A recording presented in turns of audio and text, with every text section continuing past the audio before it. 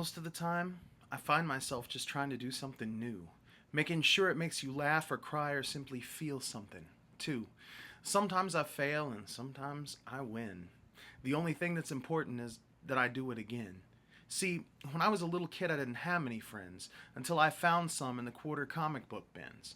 I followed my homies through those four-color pages, the loves, the lives, the struggles, the fights, and the rages. Every day after school, I came home to my own world. Never had time for parties, drinks, or my own girl. But everything changed when I turned 19. I stopped caring and started to smoke weed. It's not always a gateway, but it sure was for me. Soon I was doing lines and popping ecstasy. I found myself in the depths of addiction. My family couldn't handle me in my newfound affliction. For the first time, I was left to face life alone.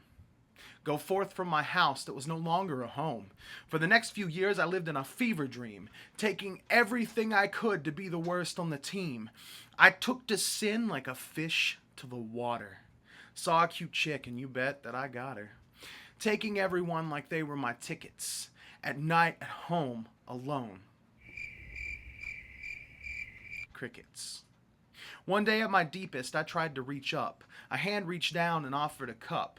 This new cup was bitter and a bit hard to swallow, and the man who had handed it a hard act to follow. I stayed the course, but you bet that I faltered. I got sick and worse, got my faith haltered. I started asking stupid questions like why and what, hole in my leg looking like a gunshot.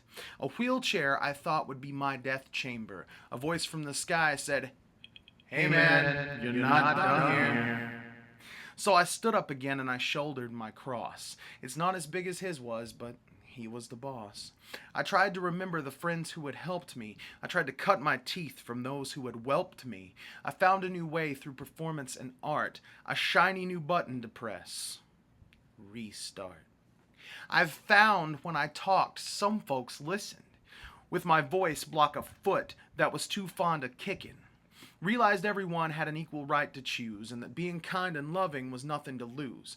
I found out a lot of folks are on that hypocrite swing, and of them and the sinners, I must be the king. See, I'm not better because I know my own fault. That's something we need to all figure out and halt. Hate is never pretty, righteous, or good. Love less like your church says and more like he would. The point of all this now, this is me. Looking to look and seeing to see. I'll never be finished until I've departed. I bet when that happens, I'll find